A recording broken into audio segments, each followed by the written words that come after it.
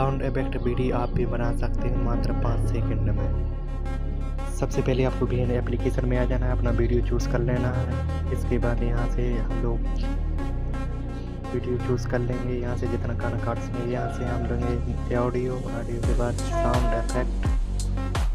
यहाँ से अपन यहाँ पर टाइप करेंगे टाइपिंग यहाँ पर आपको पीसी वाला जिस भी चाहिए अपन वो भी कर लेंगे।